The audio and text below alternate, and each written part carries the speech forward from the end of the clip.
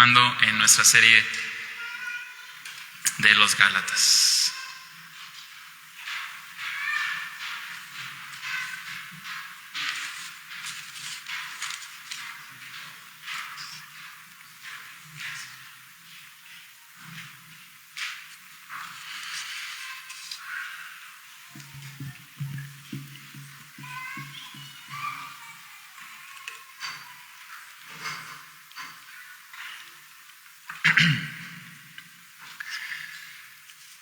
En el progreso del peregrino de John Bunyan aparece formalista e hipocresía, quienes saltaban la muralla de la salvación.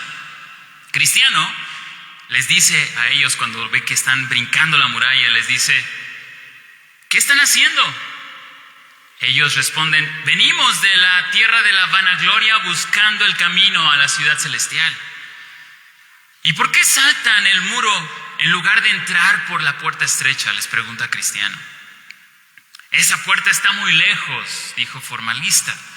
Esta manera es más fácil. Además, no importa cómo entremos al camino, lo importante es que estamos en él, al igual que tú. ¿Cómo saben que el rey les dejará entrar a la ciudad celestial?, les preguntó Cristiano. Su libro dice que debemos entrar por la puerta estrecha. A lo que hipocresía le respondió: al rey no le interesa eso. Si entramos, entramos.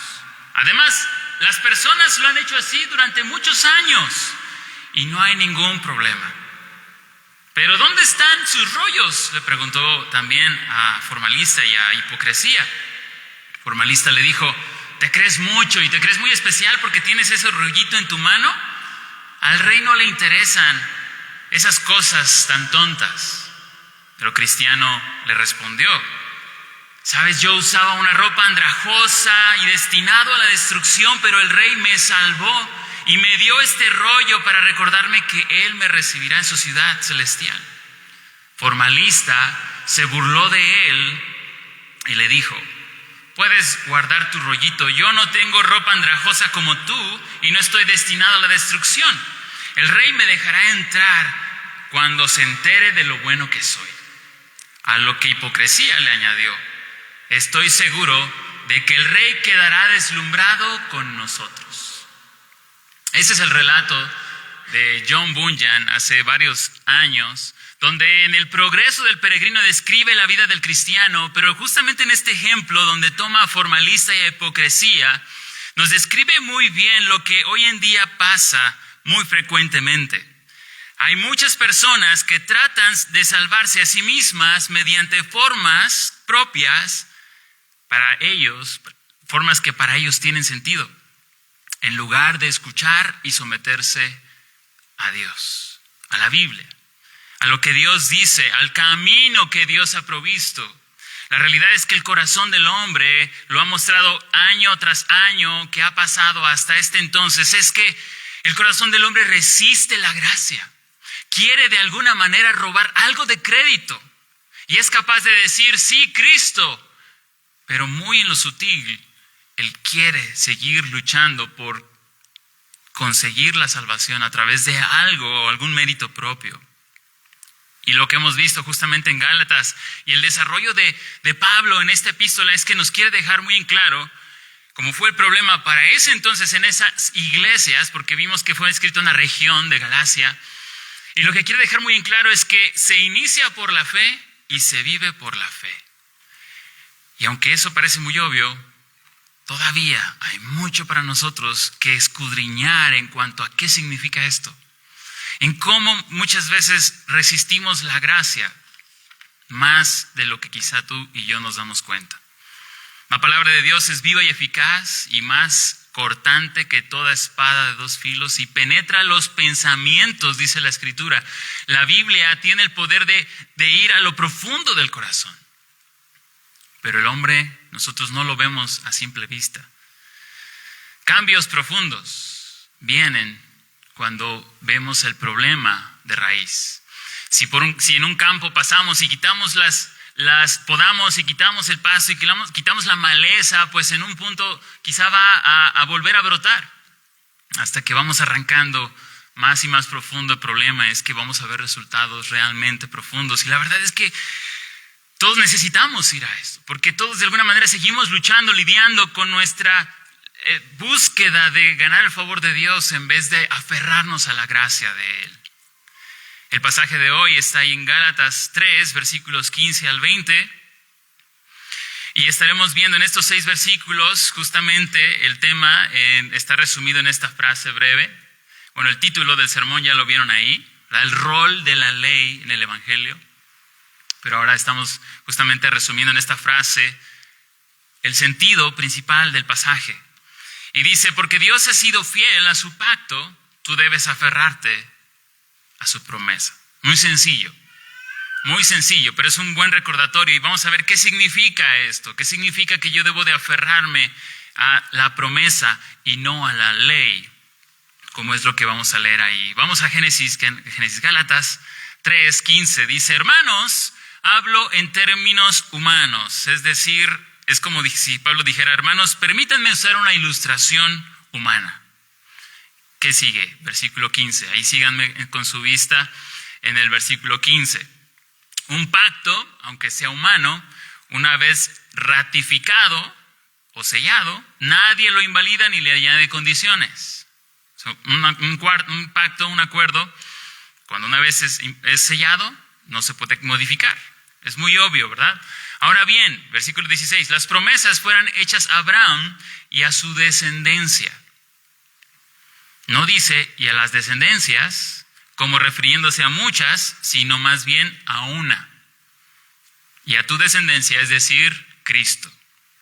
Ahí explica Pablo a qué se refiere. Lo que digo es esto, la ley que vino 430 años más tarde, porque está diciendo que Abraham le hizo la promesa, pero 430 años más tarde vino la ley, no invalida un pacto ratificado anteriormente por Dios para anular la promesa.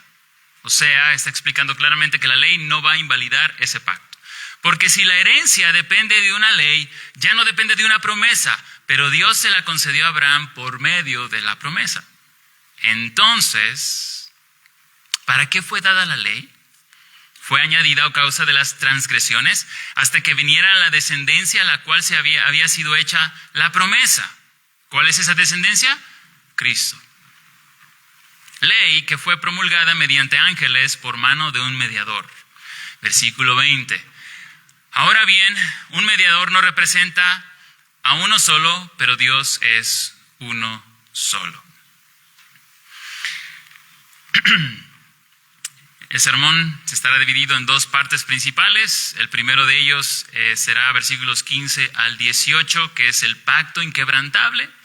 Estaremos viendo justamente esto en esa sección de versículos. Lo que Pablo está queriendo decirnos, de hecho lo que se repite en el texto es, nadie lo anula, no se invalida. Y de hecho no solamente lo hace negativamente, sino dice un pacto ratificado, o sea, sellado. Y Eric nos hizo el favor de leer el texto donde Pablo está haciendo referencia en Génesis 15. ¿Se acuerdan que leímos? ¿Qué pasó ahí? Y fue una narración, o sea, fue una historia, un acontecimiento. ¿Qué pasó? Abraham le pregunta, ¿y cómo sabré que eso será así? O sea, necesito que me firmes. ¿Y qué hizo Dios? Le firmó. ¿Cómo le firmó? Tráeme tres, pártelos en la mitad. ¿Sabes cómo fue el sello, la firma de ese pacto? Fue, si yo no cumplo el pacto, yo igual que esos animales merezco ser partido. Entonces Dios sella el pacto en Génesis. No solamente no se invalida el pacto, sino fue sellado. Por eso decimos pacto inquebrantable. Y eso es muy importante para nuestra fe. ¿Por qué? Porque vino la ley y ahora no es que, Dios cambió y ahora vamos a ser salvos por la ley. Sino somos justificados por la sola fe en el Mesías, la descendencia, la promesa que se cumple en Cristo. Por eso cantamos de Cristo, por eso la Biblia nos lleva, y es el mensaje central de la Biblia es Cristo. Desde Génesis hasta Apocalipsis, lo vemos así. No es porque es porque así está en la Escritura. Y eso es lo que vemos justamente aquí. Entonces, primer punto, pacto inquebrantable, como decíamos. Permítame usar una ilustración humana, dice Pablo, después de desarrollar su argumento. Y la ilustración es muy sencilla. Si alguien hereda algo, por ejemplo, si alguien decide, un padre decide, tiene 2 hijos y decide darles una herencia, pero uno de los hijos no le ha ido bien, aunque ha sido trabajador y esforzado, no le ha ido bien. Y el padre, por su potestad, porque es padre y tiene derecho, dice, voy a darte a mi hijo que no le fue muy bien, le voy a dar un 70% de mi herencia, y al otro hijo que sí le fue bien, pues le va a dar el 30%. Y entonces muere el padre, pero a los días el hijo que tenía mucha riqueza pierde todo. Entonces el pacto, el testamento, ¿puede cambiar aún a pesar de esas condiciones? No puede cambiar. Ya se hizo el testamento, ni porque le mueva mucho. Ya si el otro hijo decide ayudar a su hermano, eso es otra cosa, pero el pacto no se puede cambiar. Y es lo que Pablo está diciendo. Una ilustración tan simple como esta. Versículo 15, perdón. Un pacto, aunque sea humano, aunque sea humano, lo está contrastando con el pacto que hizo Dios. Si un pacto humano no se puede cambiar, mucho menos lo que Dios hizo con Abraham. ¿Y por qué es importante para la audiencia de Gálatas esto? Porque ellos estaban volviendo atrás y ellos estaban cambiando ese pacto. No estaban en la fe, ya habían de alguna manera hecho un ajuste, o como dice Pablo, ¿verdad? Habiendo comenzado por la gracia, ¿van a terminar por esfuerzos humanos? No, ¿verdad? Lo que está diciendo justamente. Entonces, en primer lugar, nos quiere dejar en claro, ese pacto no puede ser quebrantado. Esto es lo que está pasando con los Gálatas, como lo explicó ahí. Ahora, versículo 16, funciona como un paréntesis porque Pablo en versículo 19 lo va a llegar o lo va a conectar. Presta atención, versículo 16. Dice, versículo 16 dice, ahora bien, las promesas fueron hechas ¿a quién? A Abraham, pero no solamente a Abraham, sino a su simiente. La palabra ahí es semilla, a tu semilla. De hecho, desde Génesis 3:15, Dios prometió una semilla, un descendiente que vendría y que pisaría en la cabeza a la serpiente. Génesis 3:15. Si tú tienes duda, anota esa cita, es clave para entender el progreso del Evangelio. Génesis 3:15 dice que vendría esa simiente, un descendiente, y pisaría la cabeza de la serpiente. ¿Cuándo se cumple esta promesa? En la cruz. Cristo pisando la cabeza de la serpiente a través de... De hecho es interesante porque dice en Génesis 3:15 que habría una mutua destrucción, o sea que este heredero, esta simiente, esta semilla iba a pisar la cabeza de la serpiente, pero la serpiente iba a morder y ambos iba a una mutua destrucción. Y eso pasó en la cruz. A través de su muerte, Jesús venció a la serpiente pisando su cabeza. Nota, paréntesis, como me llama mucho la atención en la teología bíblica, ¿te acuerdas David? ¿Qué hizo con Goliat? Le arrancó la cabeza y trajo la cabeza a Saúl. Él sería un representante, una sombra de aquel que vendría a pisar la cabeza de manera definitiva a la serpiente. De hecho, si tú sigues la línea de este tema, así está diseñada la Biblia. Se llaman, bueno, no me voy a meter ahí.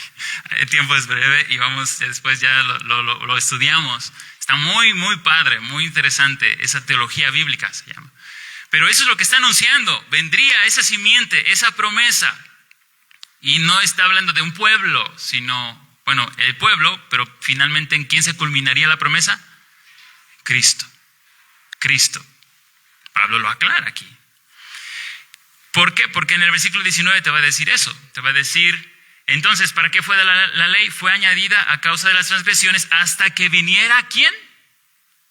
La simiente. O sea, Cristo. ¿Qué nos está diciendo ese texto? Y eso es para ustedes, iglesia, eso es para nosotros, para que seamos diestros y podamos explicarle a otro, oye, allí, cuando llegó Cristo, se cumplió. Ya la ley tuvo su propósito. ¿Cuál? Versículo 19. Fue añadida a causa de las transgresiones. Y ahorita vamos a ver ahí el segundo punto. Pero estamos aquí. Conclusión de esto. Entonces aquí concluimos definitivamente que la ley y las promesas se excluyen mutuamente. Esta es la conclusión. Esa es la conclusión.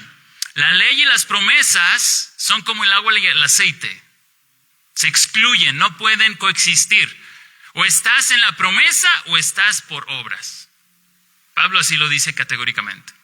O quieres ganar el favor de Dios por tus méritos, o sencillamente por la fe como Abraham, dices, no hay nada que yo pueda hacer.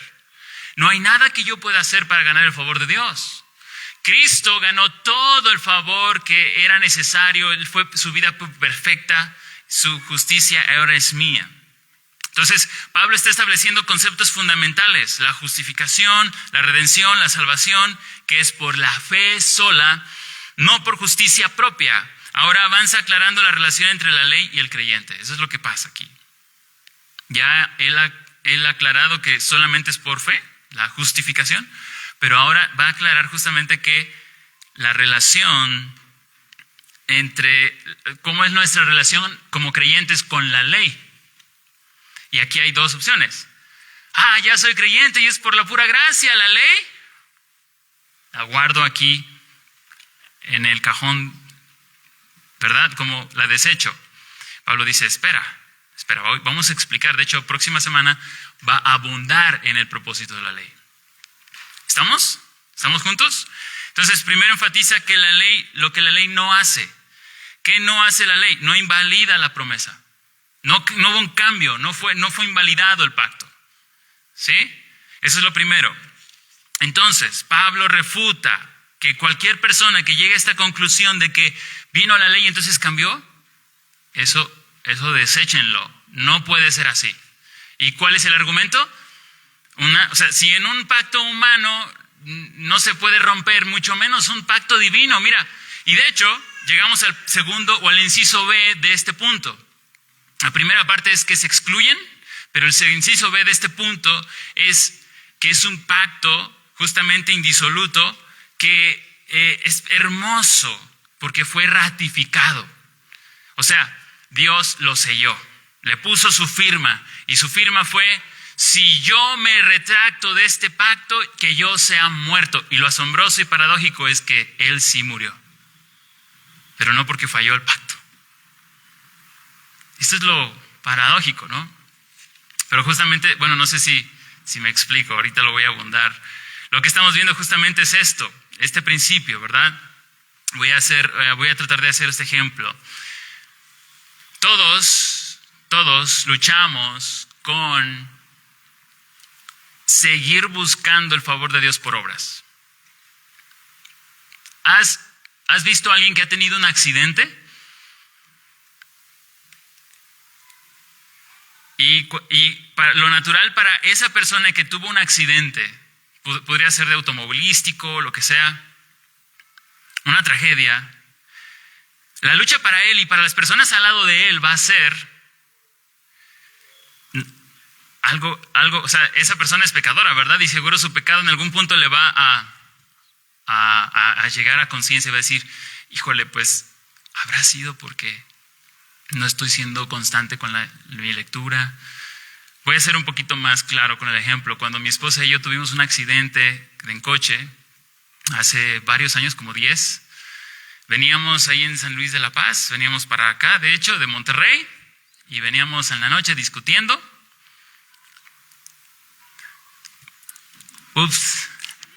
Discutiendo, algunos sí están despiertos, otros todavía no. ¿Y qué creen? Que me derrapo, que había llovido y saben, esos días fue una lucha de mi corazón pensar que fue el castigo de Dios. Pero me tuve que recordar esto. De hecho, yo no lo hice, lo hizo un amigo mío. Me ayudó a recordar, sabes que Dios no te trata por tu desempeño, Julio. Dios no te está castigando.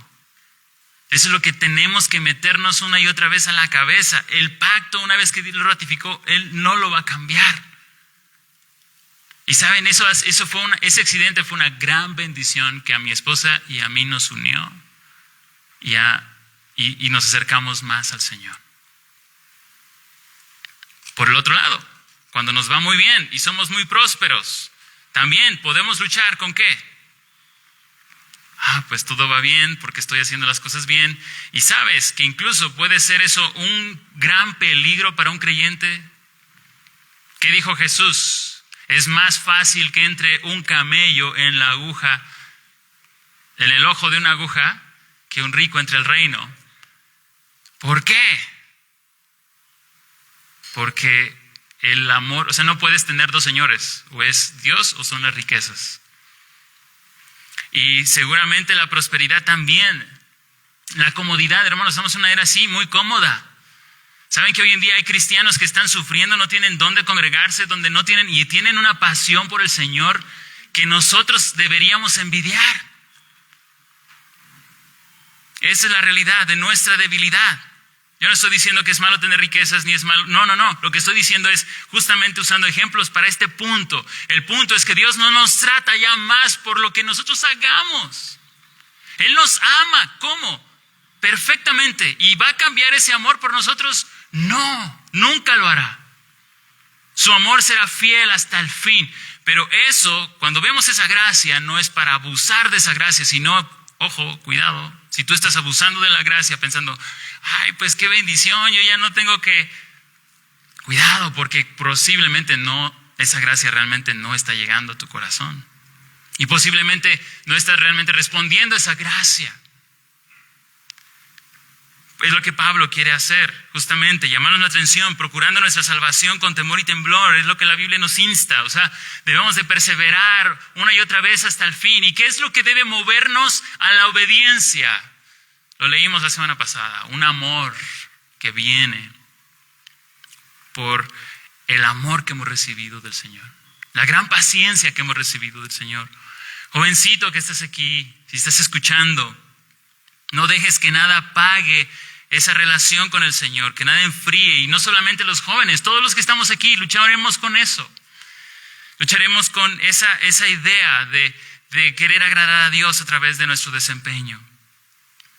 Entonces, primero veíamos, son mutuamente excluyentes, ¿verdad? O es por la promesa o es por las obras. Es como decir esto, si yo te doy algo por la promesa, no puede ser por el cumplimiento.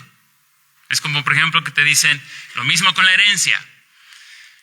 Llega el tío Pepe y te dice, va a dar una herencia, pero dice, quiero conocer a fulanito y darle una herencia. Nada más porque él decidió dársela. Pero será diferente decir, fulanito, te doy la herencia, pero la condición es que tú me cuides hasta que yo muera. Son dos historias totalmente diferentes. Una es, vas a recibir la herencia si tú cuidas de Pepe. Si no, quizás si lo cuidas y al último día no lo cuidas, quizás no te la da. ¿Verdad? Pues sí, porque el acuerdo fue hasta que yo muera. Y si tú el último día no cuidaste al tío Pepe, esa es la ley. ¿Te das cuenta? Y ese es tu corazón y el mío buscando agradar a Dios a través de nuestro. ¿Cómo queremos tener la promesa? Déjame cuidar al tío Pepe para que la pueda conseguir. Pero ¿sabes lo asombroso de la gracia? Es que no tienes que cuidar a nadie. Es una promesa, es una herencia que se te ha otorgado de su pura voluntad. Por eso decimos que la salvación es por pura, con mayúsculas, pura, subráyalo, pura gracia. No hay nada que añadir, no tienes que hacer nada para ganar el favor de Dios. No tienes que hacerlo. Y hermanos, esa lucha es más presente de lo que tú crees. ¿Recuerdas a Job? ¿Qué pasó con Job? Perdió todos sus hijos, sus bienes, y estaba ahí con un tiesto, con un pedazo de ¿cómo se llama la barro? Rascándose toda su enfermedad. Y sus amigos llegan y le dicen a Job, Job, confiesa. Porque ellos tenían un entendimiento de que, pues si tú pecas, te va a ir mal. Pero ¿qué vemos en la historia de Job? Que sus 3 amigos lo inclinaron hacia un camino diferente. Uno el místico, ¿verdad? Así como por la experiencia, y el otro era por la religión, y cada uno tenía una perspectiva, pero las 3 estaban erróneas. Hasta que Dios viene con Job y le dice, no es tan fácil como tú crees. Y el punto de Job es no es por nuestro desempeño. Y nuestra lucha va a ser pensar que es por nuestro desempeño, por nuestra habilidad o nuestra inteligencia o nuestro entendimiento. Por eso debemos tener cuidado de no nada más ir a la Biblia para llenar nuestra cabeza de información. Porque ¿qué estamos diciendo en el fondo? Depende de mí. Tenemos que entender la Biblia, claro.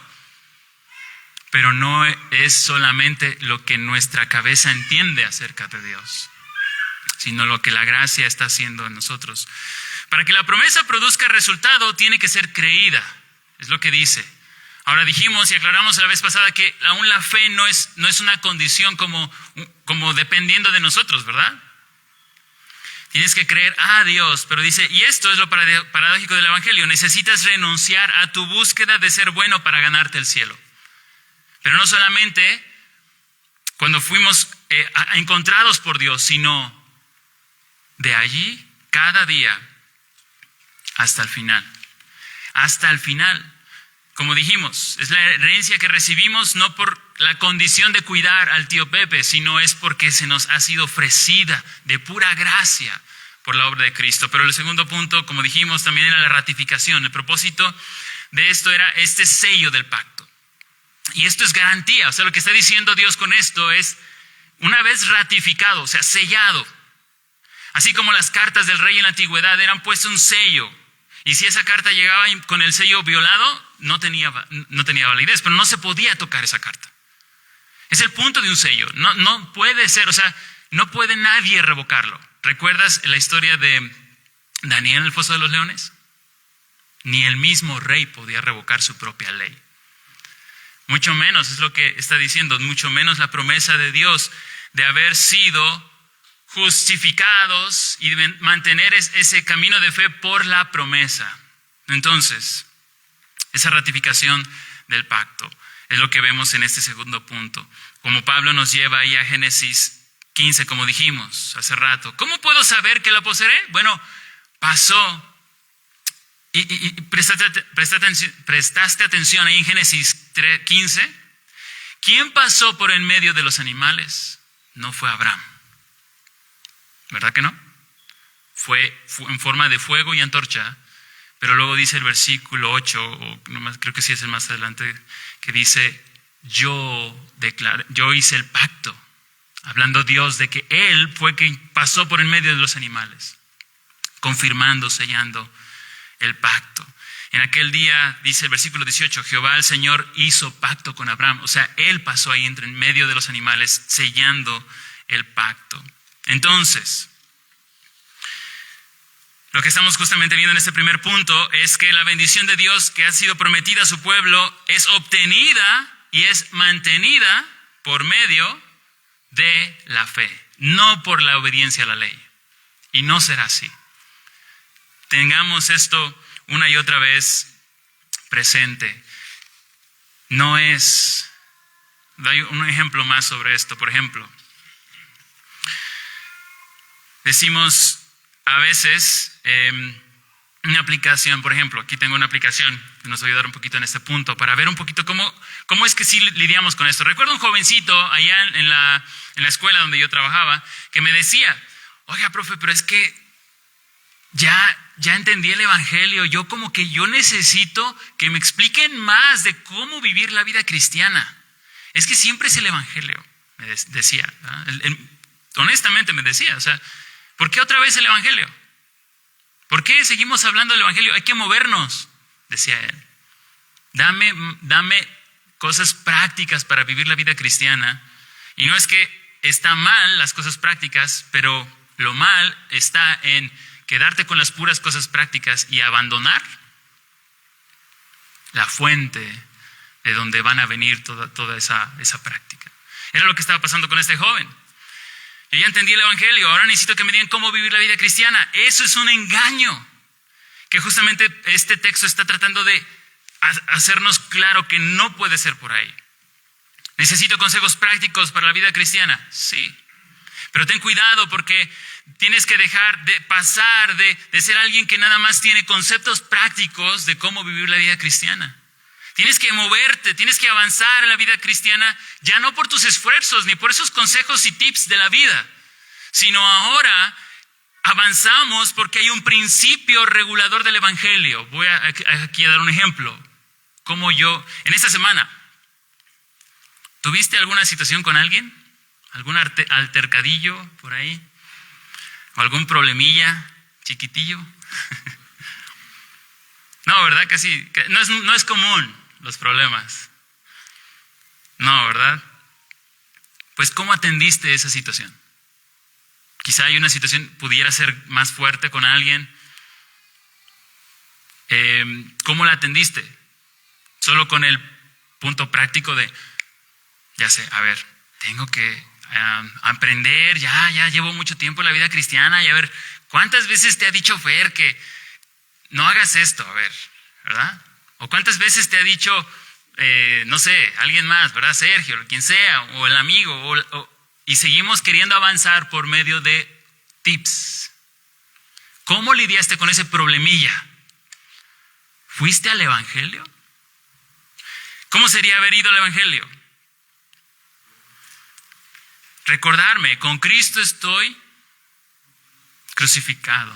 Ya no vivo yo, mas vive Cristo en mí. Lo que ahora vivo en la carne, lo vivo en la fe del Hijo de Dios. Señor, ayúdame. ¿Cómo puedo amar cuando es difícil amar? Recordarme el gran amor de Dios por mí, justamente como estamos viendo. Él hizo el pacto inquebrantable, no depende de mí. Él me ama cada día. ¿Y cómo me mostró su amor? Dando a su Hijo por mí. No por nosotros, por mí. Él murió por mí. Él murió en mi lugar. Murió mi muerte.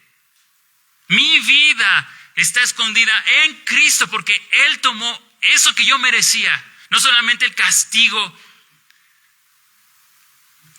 por el pecado, sino la ira de Dios que fue sobre Él en lugar mío. Mi ofensa no se compara con la ofensa que yo he recibido, no se puede comparar con la ofensa que yo le he hecho a Él. ¿Y cómo me respondió Él? A ver, ya te lo he dicho tantas veces, Juanito, y sigues aquí. A ver, ya es la última. Así no es Dios, ¿verdad? No, su amor es fiel, su amor está por nosotros. Y sí, nos dice Hebreos que Dios al que ama disciplina, instruye, provee, nos da lo que necesitamos, pero es un Dios paciente que dio su vida por nosotros, a pesar de que nosotros le fallamos muchas veces. Por eso nuestros cantos, iglesia, están constantemente recordándonos eso. Cuánto Él nos ha amado, cómo Él nos ha amado, cómo Él dio su vida por nosotros, cómo puede ser, hay un canto que dice, ¿cómo puede ser que Dios me amara siendo yo tan infiel? ¿Cómo puede ser? ¿Has meditado en eso? ¿Has dejado que el evangelio te ayude y te lleve a esos altercadillos?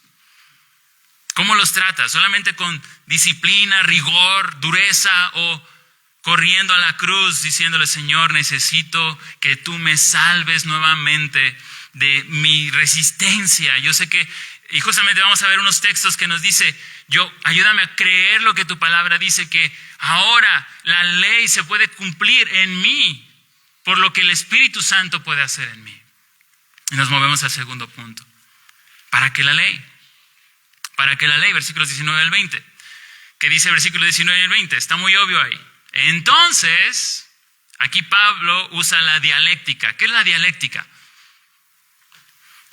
Es decir que por medio de preguntas y respuestas va a guiar a su audiencia a sus propias conclusiones. Los va a encerrar. Va a decir, es una pregunta y la respuesta es esa, no hay otra. No es opcional. Y Pablo que dice, ¿para qué fue dada la ley? ¿Y qué está haciendo su audiencia? Precisamente eso. Entonces la ley, ¿qué propósito tuvo? ¿No? Pues si me estás diciendo que la ley no invalida la promesa, ¿cuál fue el propósito de la ley? Y entonces aquí te va a decir justamente, a través de esas preguntas y respuestas, dice, ¿cuál es el propósito? Entonces, ¿para qué la ley? Fue añadida a causa de las transgresiones, dice categóricamente. Y esto nos recuerda la historia y muchas veces el error que cometemos. ¿Cuál ley? ¿De cuál ley estamos hablando? La ley de Moisés. Y recuerdas la historia, de hecho el término aquí es Torah. Torah. La Torah es eso, la ley. Pero sabes, la Torah no solamente son mandamientos, es una historia. Olvidamos que la Torah es una historia. Y la historia inicia con el pueblo en la esclavitud en Egipto. Justo lo oímos, ¿verdad? Que Dios le dice a Abraham, mira, ese pueblo, esa descendencia va a estar 400 años esclava y yo la voy a liberar. Estuvo en Egipto, después de estar en Egipto, Dios, ¿qué hizo? La saca, la lleva a su presencia. Por eso se llama Éxodo. Dios saca del pueblo, de su esclavitud, a su presencia. ¿Cuándo ocurrió el primer Éxodo? En el Edén. ¿Verdad? Tuvo que salir de la presencia de Dios. Y Dios allí prometió a alguien que vendría para volver a llevar a su pueblo al jardín. Y así vemos Apocalipsis. De vuelta al jardín. Ese es el tema constante de la Biblia. Y en Éxodo, ¿qué sucede?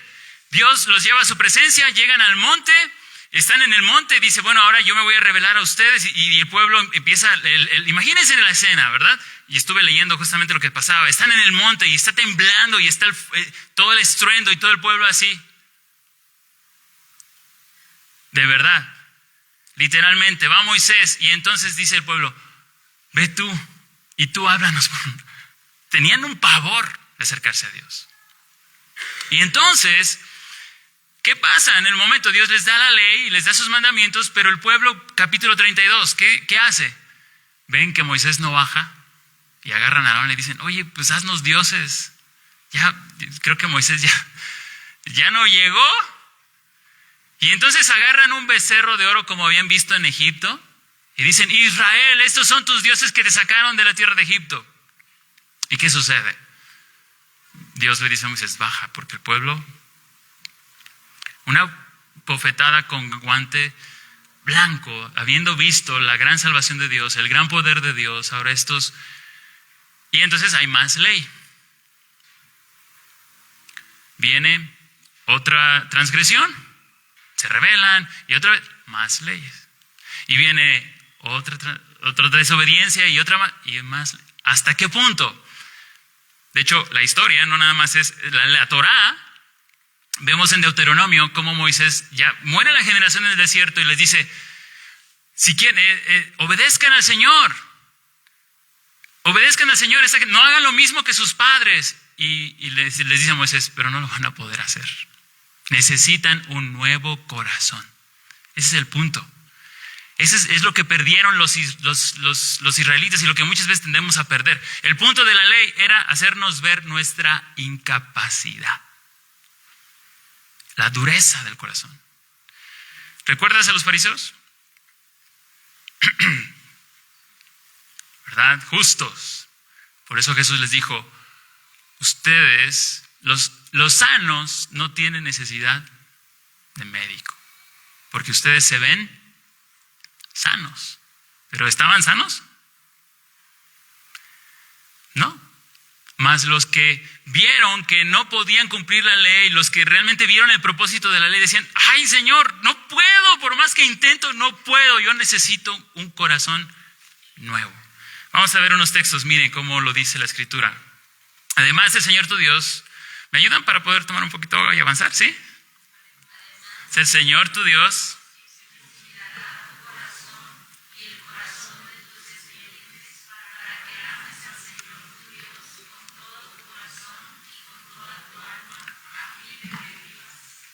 que ahí está en Deuteronomio. Y les dice, voy a circuncidar. ¿Recuerdan que incluso Pablo habla de la circuncisión? Pero no la de la carne. ¿Y qué estaban haciendo los gálatas? Volviendo a la circuncisión de la carne. Perdieron. ¿Qué están haciendo? Están abandonando lo que ya Dios había, de hecho, prometido. Dejaron de ver lo que realmente significaba la Biblia. Entonces dice, y el corazón de tus descendientes para que ames al Señor tu Dios. ¿Cómo? ¿Quién de aquí dice, yo amo a Dios con todo mi corazón? Con toda mi alma. A fin de que vivas. Entonces, a todos, Cristo. Cristo sí amó a Dios hasta la muerte. Fue fiel al Padre y cumplió y confió en el Padre, se sometió al Padre hasta la muerte y muerte de cruz. ¿Recuerdas el Getsemaní? Señor, estaba sudando gotas de sangre. ¿Tú alguna vez has sudado? No gotas de sangre, ¿verdad? ¿Has sudado mucho? Pero por estar angustiado. Jesús no solamente sudó mucho, sudó gotas de sangre, imagínate. Pero él que dijo ahí en el Getsemaní, Señor, que no se haga mi voluntad. Es esto. Él sí amó a Dios hasta el fin. Y todo aquel que unido a Cristo, esa justicia que nos es imputada. Entonces, como esto se cumple en Cristo, pero también se cumple en todo aquel que por la fe se arroja a Cristo. Mira a Cristo. Renuncia a su búsqueda de lograr favor a Dios por su propio mérito. ¿Eso te describe a ti, querido hermano? ¿Seguimos? Jeremías, mira Jeremías. Porque este es el pacto que haré con la casa de Israel después de aquellos días, declara el Señor. Pondré mi ley, ¿dónde? Dentro de ellos. Jeremías está escribiendo a un pueblo que terminó en el exilio porque no desecharon al rey en Reyes. Le dice Dios a Samuel, no te desecharon a ti, me desecharon a mí. Desechan a Dios, el pueblo vive como, dice, no había rey en Israel, o dice que cada quien hacía lo que bien le parecía. Y en ese contexto dice, haré un pacto y lo va a cumplir, ¿verdad? Justamente declara el Señor, pondré mi ley dentro de ellos y sobre sus corazones las escribiré. Entonces yo seré su Dios y ellos serán mi pueblo. Eso se cumplió otra vez en Cristo. Sigue adelante. Además les daré un corazón nuevo y pondré ¿qué? Un espíritu nuevo dentro de ustedes. Quitaré. ¿Qué sucedió en Hechos? ¿Recuerdas? Jesús por eso les dijo a sus discípulos, es necesario que yo me vaya.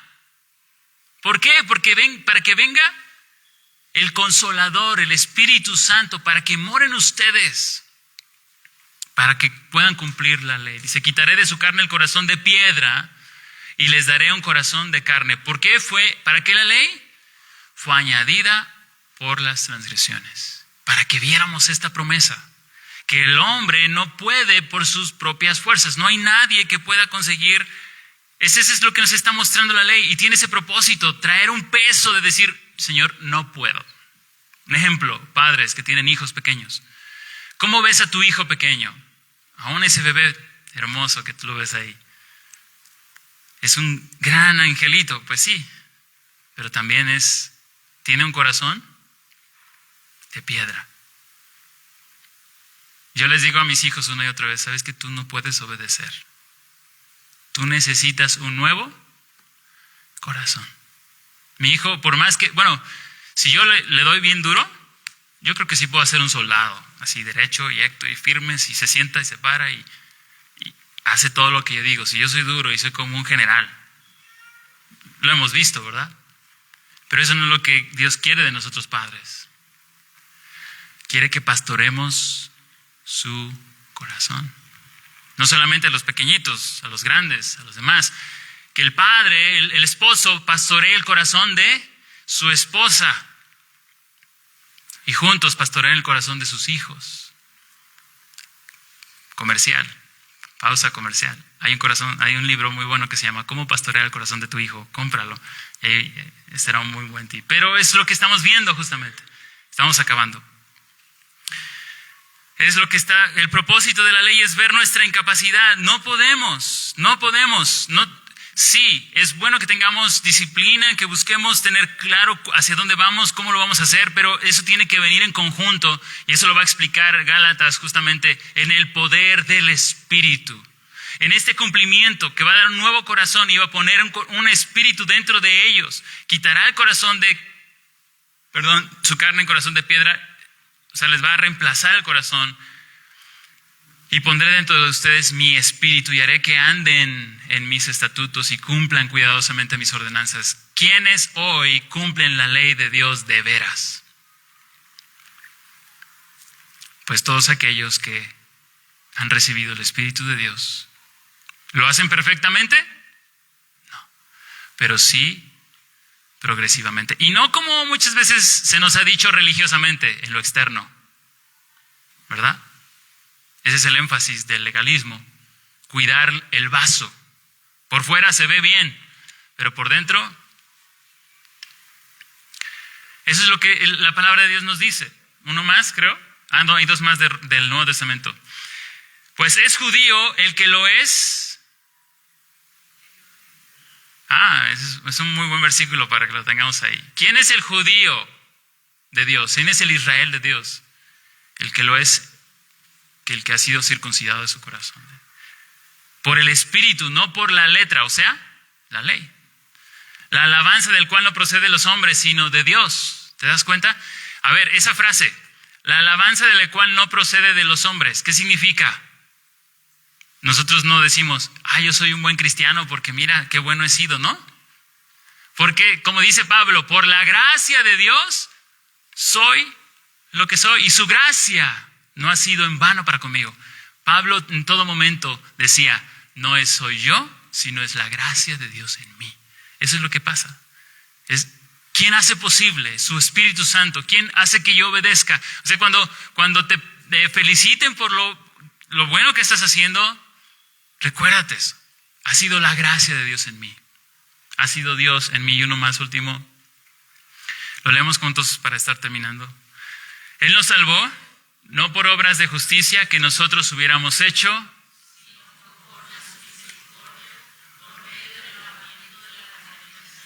y la renovación por el Espíritu Santo que Él derramó sobre nosotros pobremente, abundantemente, por medio de Jesucristo. Tómale una foto, aprende este versículo, recuérdalo una y otra vez. Él te salvó por su gracia, conforme a su misericordia. ¿Quiénes merecemos estar hoy lejos de Dios, apartados de Dios? Todos. ¿Quién por un mérito? Dice, de hecho dice el Pablo, ¿verdad? El que transgrede en un solo mandato se ha hecho ofensor de todo. Nadie. Por eso es misericordia. Si tú pides la justicia de Dios, cuidado, aguas. Que Dios derramó en ti misericordia. Misericordia. Tú no lo merecías. Nadie lo merecía. Lo hizo porque Él lo quiso, porque Él le plació, porque Él es generoso, porque Él es bondadoso. Él de su generosidad te buscó, te salvó, te redimió, te regeneró, como dice.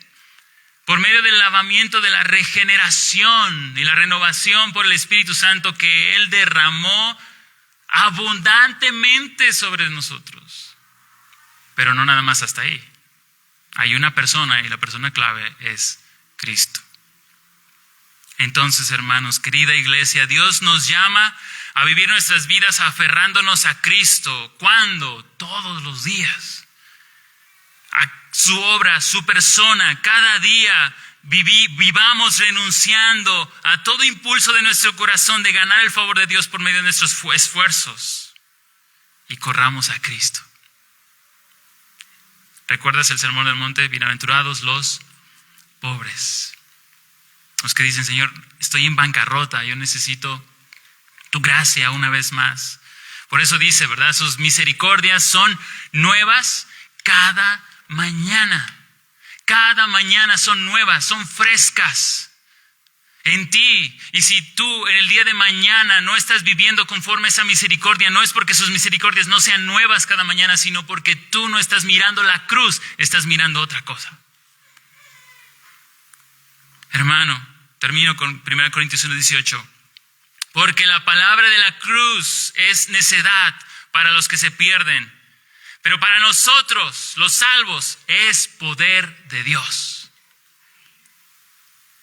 La palabra de la cruz es necedad para los que se pierden, pero para nosotros es poder de Dios. Porque Dios nos salvó, Dios ha sido fiel a su pacto. Tú debes aferrarte a su promesa. Señor, necesitamos recordarnos una y otra vez, estimularnos, Señor. ¿Cuánto nos falta? Perdónanos porque estamos muy absortos de distracciones, enredados en nuestros propios placeres y propios deseos.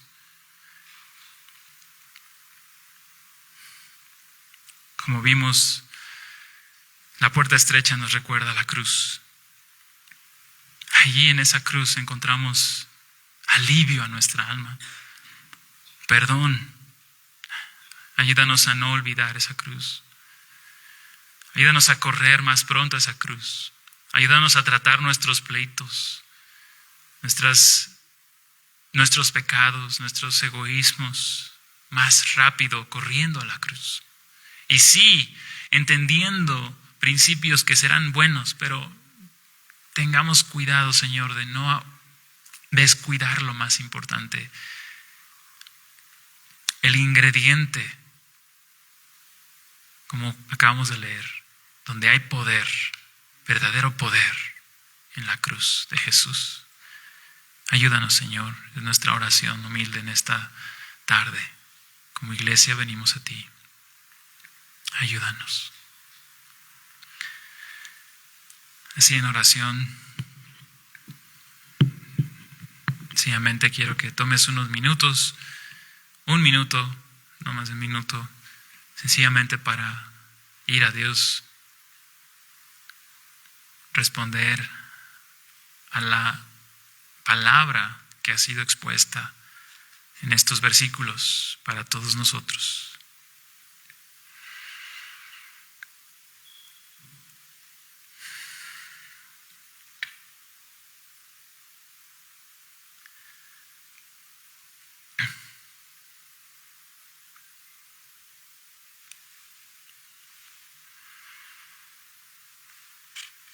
Así como están, voy a pedir al grupo de alabanza que pasen, vayan pasando para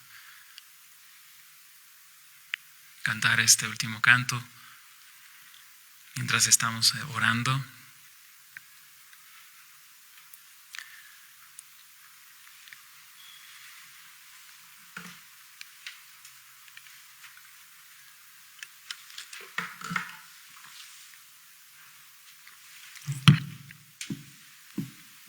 Puestos de pie. Puestos de pie, vamos a entonar juntos este canto que se llama Todo lo pagó.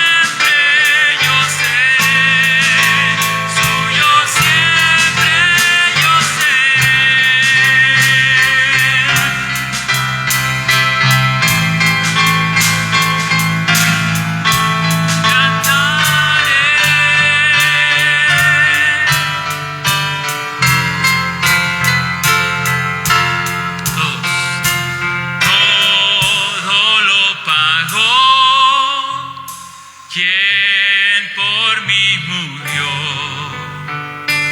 y mis manchas se lavó con sangre carmesí, con sangre carmesí, con sangre carmesí. Pueden sentarse, todo lo pagó con su sangre carmesí. Seguimos con las ofrendas.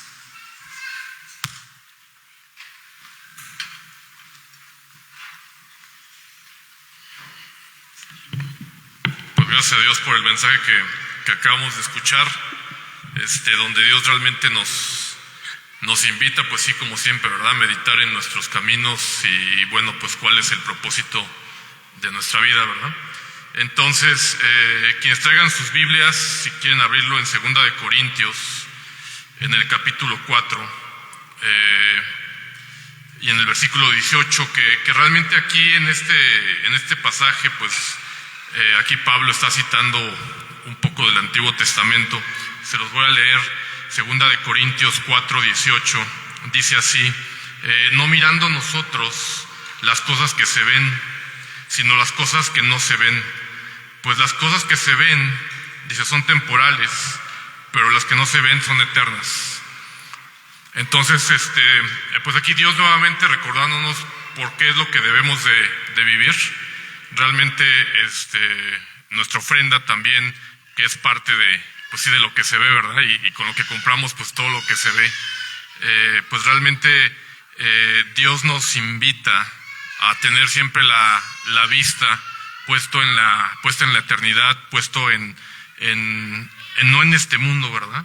En otro pasaje nos habla de que somos aquí peregrinos, de que estamos aquí de paso, de que somos extranjeros y que realmente pues esta vida pues es corta y es temporal, y por eso mismo nos exhorta a vivir por las cosas eternas, ¿sí? Por las cosas que van a vivir, que van a durar para la eternidad, y eso es pues el alma, la salvación de las personas, básicamente.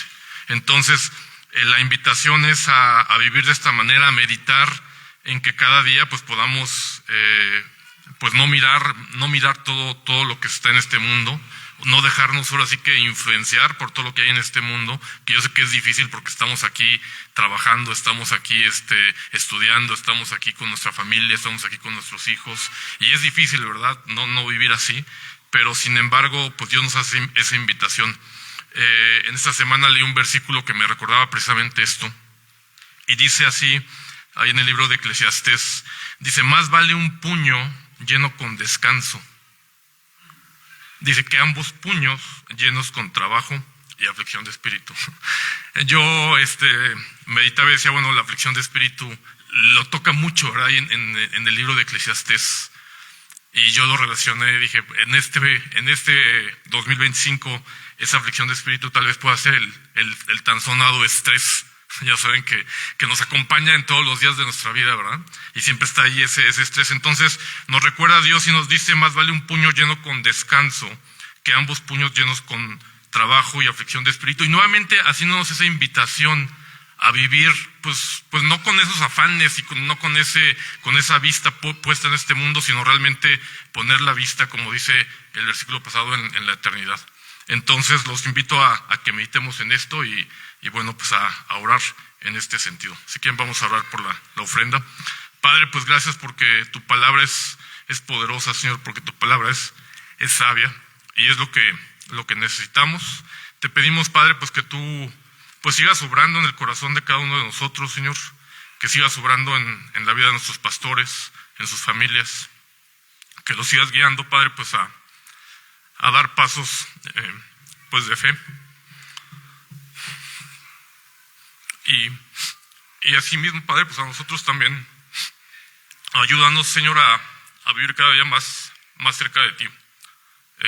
Te pedimos tu bendición, Señor, en esta semana, que tú nos guíes, Señor, pues a vivir, pues sí, Señor, con los ojos puestos en la eternidad, y que nuestro corazón pues se enfoque en eso, Señor, y no en los afanes de este mundo.